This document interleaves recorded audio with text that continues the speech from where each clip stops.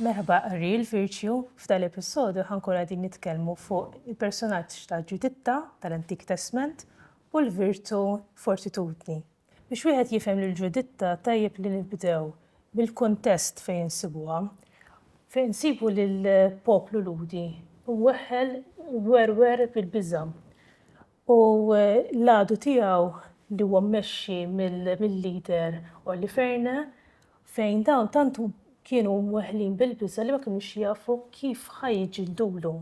Hawnhekk toħroġ Ġuditta li fejn l-irġiel kienu weħlin, Ġuditta sabet mod ta' kif hi bħala mara tista' kważi tidħol fil-art tal-għadu u tagħti l-korpo di grazzja biex ikunu jistgħu jerbħu. Ekku.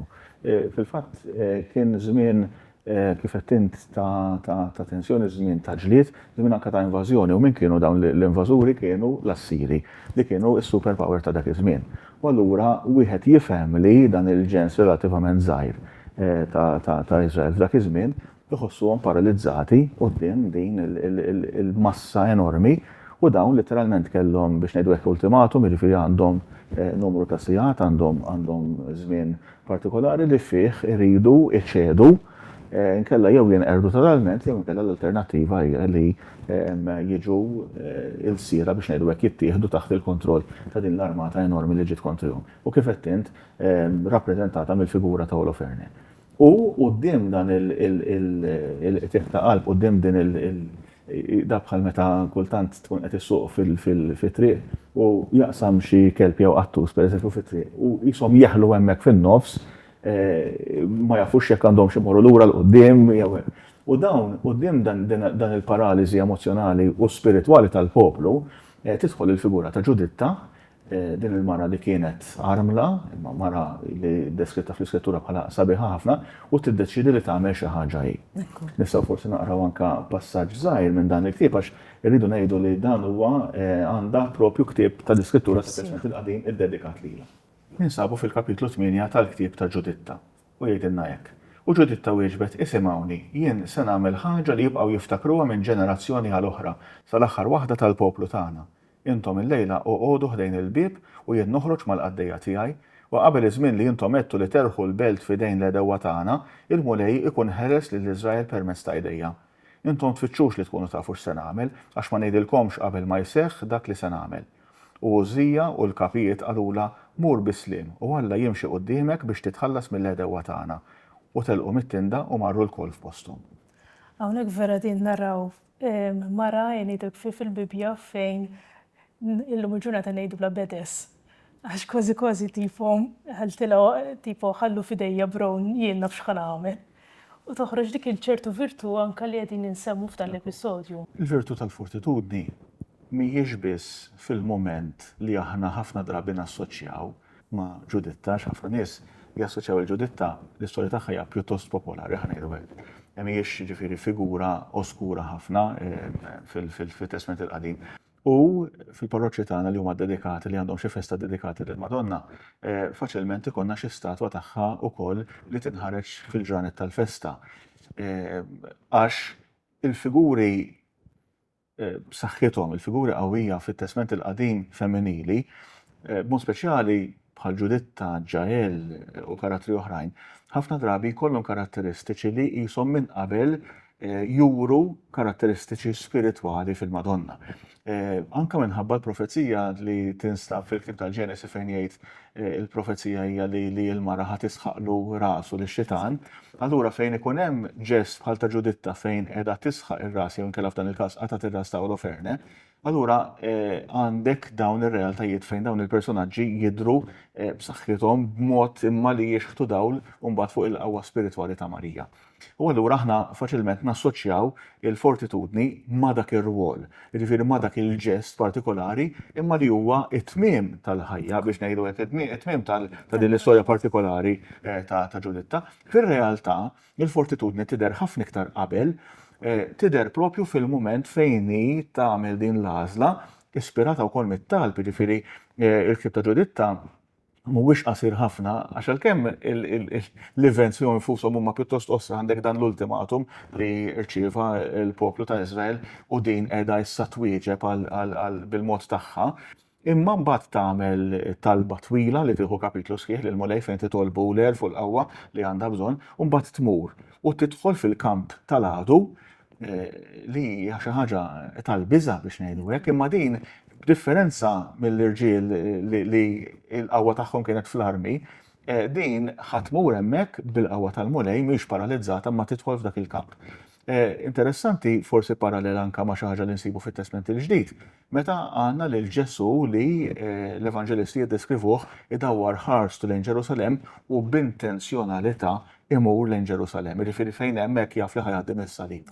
Mela l-fortitudni mhijiex biss il-ġest konkret qawwi ta' dak il-moment, imma hija wkoll il-qawwa spiritwali, imma biex ngħidu hekk qisu slow burn li twassal anki mbagħad għal ġesti oħrajn. Jiġifieri mhux mument biss, mhux sprint imma maratona biex ngħidu hekk. Mhijiex l-azzjoni li tiġi bħala riżultat tal-adrenalina. Ekku. Imma anka dik ukoll kważi aktar simboli tal-fortitudni, speċjalment fil-Medjuevu, tiġi simbolizzata bi 3 simboli. Għandek ix-xabla li għandek dak l-aspett anka vjolenti meta inti tmur għall-attakk, għandek it-tarka ta' meta inti jiġi tikollok anka dik is-saħħa li inti tiddefendi, imma għandek ukoll il-kolonna tal-istabilità. Li inti tista' kważi mhux biss meta inti tagħmel dak l-azzjoni kif qed tal-adrenalina, imma li inti taraf li l-ġlieda tiegħek tittoħod aktar bil-mod u aktar fit-tul. Ekku, fil-fatt it-tarka, jiġifieri immaġina n-nies qegħdin jiddefendu qed jaraw l-għadu ġej lejhom, allura titkoraġġ enormi wkoll biex tibqa' sod biex ma taħrabx f'dak il-mument. Fil-fatt nafu li ħafna battalji fid-dinja antika u fil-Medjuevu kienu jintilfu propju f'dak il-mument. Meta xi ħadd minn dak li qegħdin jiddefendu iċedi, ikun hemm breach fid-difiża u allura mbagħad hemmhekk l-armata. Għandek l-ilma kif isib xaq. U l-istess il-kolonna li tirrappreżenta propju l-istabilità.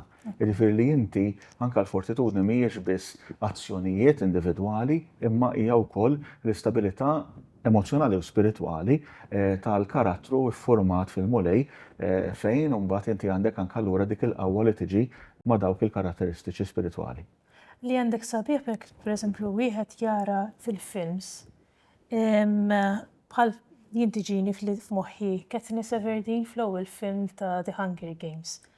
Hija qatt ma riedet tkun is-simbolu tar-rivoluzzjoni, imma permezz tal-azzjonijiet tagħha li anke fil-klip li din naraw bħalissa, meta hi tilfet lil-Ru waqt il-Games, ma bkitix biss u mbagħad daqshekk imxiet bħala survival mode biex hija mbagħad tara x'ħadd tagħmel jew tieħu l-vendikazzjoni minn xi ħadd ieħor jew inkella self-preservation, is-survival tagħha. Imma l-azzjoni tagħha kienet li tagħtiha tipo ta' li titfina mod sabiħ, li tarġa' tagħtiha d-dinjità. U propju meta hi qiegħda tarġa' tagħtiha d-dinjità u qiegħda tkantala u ssebbaħa, hemmhekk imbagħad fid-distrett ta' Ru tqanqal biżżejjed kuraġġ biex huma jqumu għar-rivoluzzjoni mingħajr ma hi kienet taf x'ħadd anqal. Allura hawnhekk turi kif wieħed jista' jkun anke ta' resistance mingħajr ma tkun vjolenti. F'dinja kif inhi tal-Hunger Games distopja oħra li hija fil-verità vjolenti għall-aħħar. Katniss li wkoll kienet diġà uriet anke il-fortitudni tagħha meta toffri lil anfisha bħala tribut jiġifieri għall-oħta. U allura anke marbuta iwa ma' dal-element ta' self-sacrifice li jiena noffri lil innifsi għal ġid ikbar. Semmejna din il-karattru, semmejna lil Ġuditta. Din ma tafx kienet ħassib ma' wiċċa, ma tafx kif kienu ħajilqawha, ħadd tmur f'kamp tal-Edewwa, jiġifieri u nafu mara kemm ħafna drabi f'kuntesti ta' gwerra anke salhom il-ġurnata stess, in-nisa hemm sofferenza partikolari assoċjata man-nisa meta tidħol armata u tagħmel ħsara kbira fi bliet u rħula. Jiġifieri dik il-fortitudni hija xi ħaġa qawwija immens.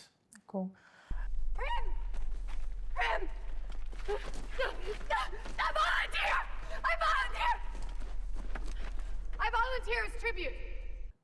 Aspett ieħor imbagħad li nistgħu naraw bħalma semmejna l-kolonna għandek ukoll ix-xabla fejn f'dan każ il-mara mal-bniedem in ġenerali ikun ukoll jrid jaqbad ix-xabla u jiġġieled.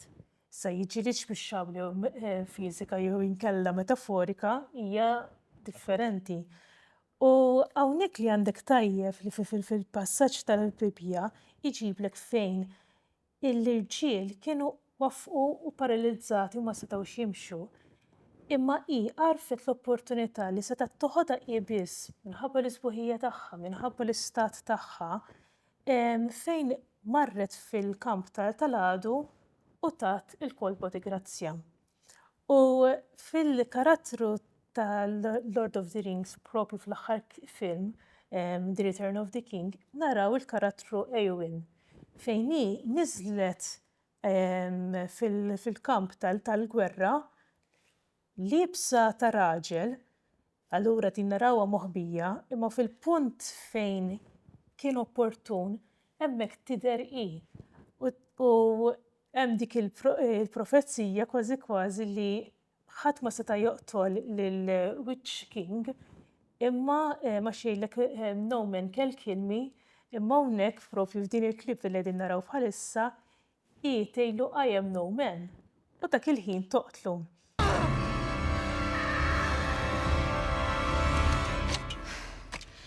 I am no man.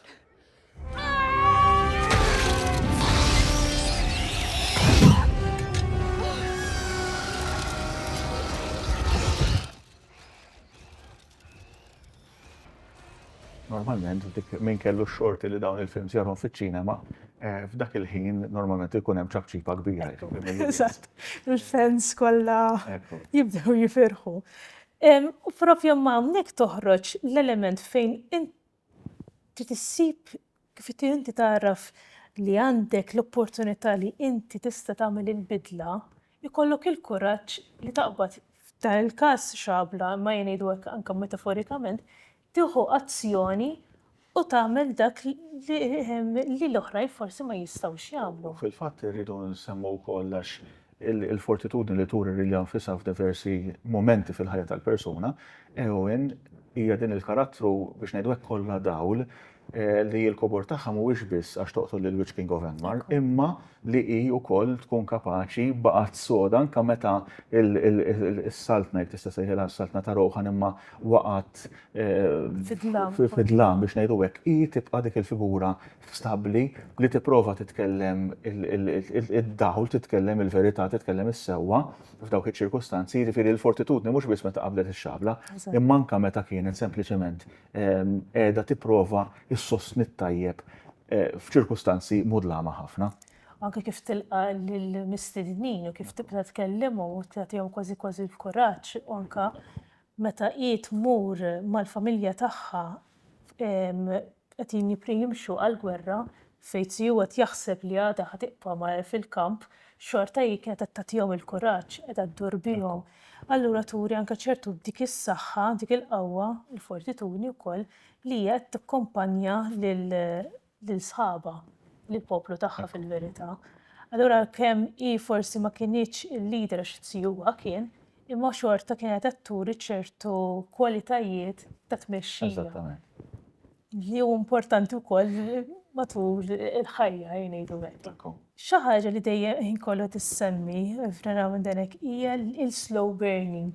Il-slow burner li inti tkun stabbli, tkun b'saħħtek u ikollok il-ġlieda fit-tul.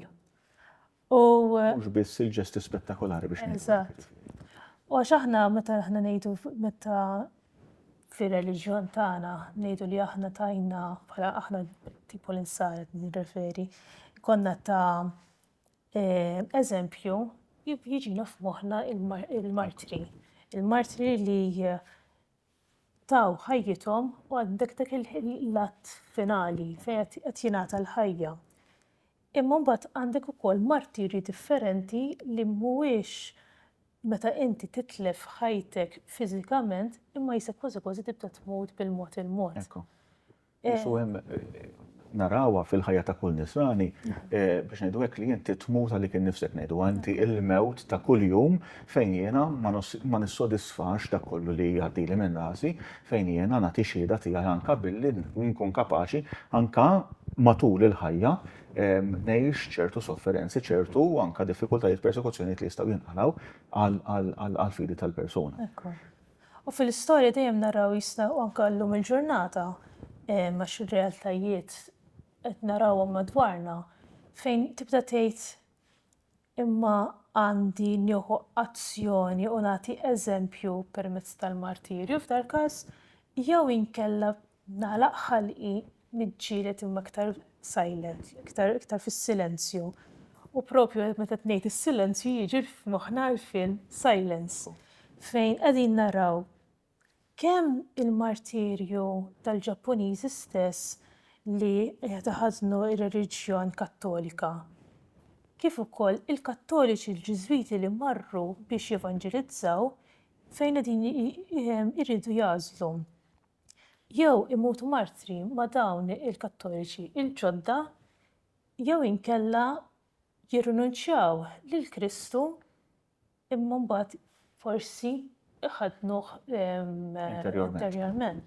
Fil-fatt naħseb li tajjeb nispjegaw naqra l-kuntest x'kien. Mela il-Ġappun fil-Medjuevu jinfetaħ għall-kummerċ mal-punent u mal-kummerċ jiġu il-missjonarji u kien hemm fil-bidu fjoritura kbira ħafna Ġappuniżi saru insara. Imma mbagħad meta bdew anka jibżaw li eventwalment dawn ifisser li ħajġu anka l-armati tal-Punent u allura l-armati tal-Portugiżi u l-armati tal-Ispanjoli, allura jerġa' l-Ġappun jerġa' jibda jingħalaq kontra l-barranin. U tibda persekuzzjoni ħarxa ħafna kontra l-Kattoliċi. U kien hemm nies li taw ħajjithom, jiġifieri hemm storja meraviljuża tal-martri tal-Ġappun. Imma din l-istorja Silence hija qawwija ħafna, jiena niftakar kien ktieb rajtu fis-Sixth Form, jiġifieri ma mbagħad meta rajtu bħala film laqatni ħafna wkoll. Mhux bil-fors kulħadd ħajaqbel, jiġifieri huwa film li ġejlek tiddiskuti ħafna u tirrifletti. Imma wieħed minn dawn il-Ġiżwiti żgħażagħ idealisti li jmorru biex isibu il-mentor tagħhom għax dak li kien li formhom meta kienu studenti huma semgħu li dan għamel apostasija. Jiġifieri li ċaħat il-fidi nisranija. U daw jgħidulek żgur ma kienx ħajamilha dan il-fader, u allura jmorru biex jinvestigaw.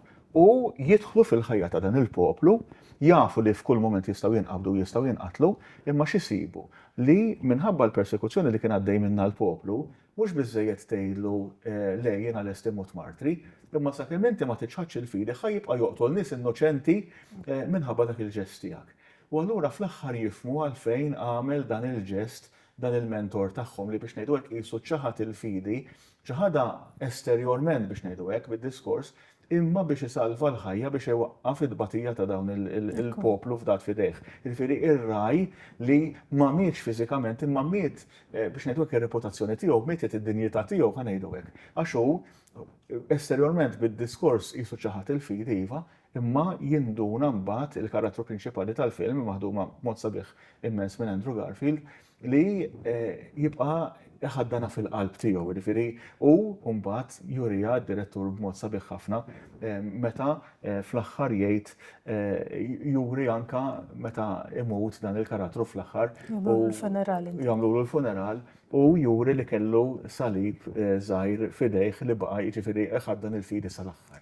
Li hemm interessanti li nsemmu li Scorsese, id-direttur, dam daqshekk biex jagħmel dan il-film propju għal minħabba t-title Silence għax fil-ktieb jibda jimmed tal-main character is-silenzju li jħoss anka in-nuqqas tal-leħen ta' Alla. U huwa jkun qed jikkumbatti dan is-silenzju għax jgħid qed inħoss dan is-silenzju għax Alla ma jeżistix, għax Alla jabbandunani, jew għax jiena qiegħed fil-ħażin. U allura tidher il-ġlieda interna li wieħed ikollu u propju dak is-silenzju ma kienx qabad qart kif ħajjirrappreżentah fil-film. U mbagħad kif ġietu f'rasu rajt is-silenzju meta jagħmel sens li anke letteralment hemm istant fil-film fejn ikun hemm total silence, hemmhekk mbagħad qal orrajt nista' nagħmlu l-film. Il-fatt huwa film ukoll li jispikka kważi l-assenza ta' soundtrack. Ġifieri m'għandekx dik il-mużika orkestrali pereżempju li tikkaratterizza ħafna films ta' perjodi simili pereżempju, imma s-soundtrack hija dejjem f'sejjes tan-natura jew inkella iskiet ta' ġewwa ġolbini pereżempju. U li hemm sabiħ ukoll f'dal-film li insibu karattru Kiċiċero fejn jiġħed lill-Kristu, mbagħad jerġa' jiġi lura aħfir li Fader. Mbagħad jerġa' jiġħed lill-Kristu u jerġa' aħfir li Fader.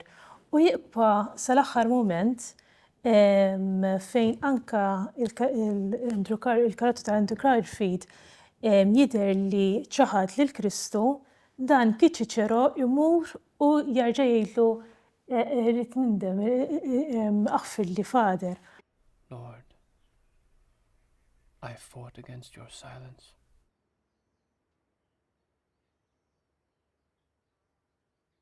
I suffered beside you. I was never silent.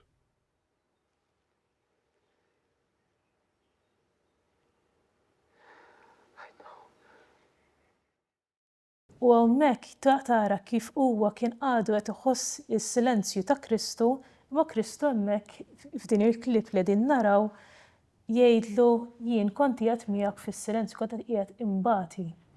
Kont qed qiegħed imbagħti miegħek. U hemmhekk turi allura kif fil-Bibja rajna l-Ġuditta li talbet qabel ma marret kien it-talb li ta' is-saħħa hawnhekk anke meta aħna wieħed iħoss is-silenzju li aħna nitolbu għas-saħħa għadek verament xi ħaġa umana. Xi ħaġa li tibqa' sal-aħħar. U allura biex forsi anke nidbru dan li konna qed ngħidu, Ġuditta tirrappreżenta l-fortitudni, jiġifieri din il-qawwa interjuri, mhux biss f'mumenti kbar u momenti spettakolari, momenti straordinarji, imma fuq kollox dak il-kuraġġ fit-tul, il-kuraġġ li inti għandek bżonn għalhom it-triq fil-ħajja. U f'dawn il-karattri li aħna rajna llum f'dan l-episodju, rajna propju dan l-element f'karattri differenti, l-element ta' min kapaċi joffri ħajtu b'sagrifiċċju għal ħaddieħor, min kapaċi anka jaġixxi b'kuraġġ biex jissalvagwardja d-dinjità ta' persuna oħra, min kapaċi anka fid-daqqatajn mad-daqqatajn jagħmel ġest li huwa biex ngħidu hekk jisu ċaħda tal-fidi, imma mbagħad inti tiskopri li qiegħed jitħaddam mal-fidi b'mod iktar profonda biex jiddefendi lill-innoċenti. U min anke jaf jaqra iż-żminijiet, jaf li jista' jieħu azzjoni u jkollu l-kuraġġ li imur għall-azzjoni. Huma żbieħ li dawn il-films jibqgħu jagħtuna ispirazzjoni u anke mument ta' biex aħna nirriflettu u kif nistgħu anke napplikaw dawn il-virtujiet. Nisimgħulkom u nagħmlu appuntament magħkom għall-programm li jmiss ta' Real Virtue.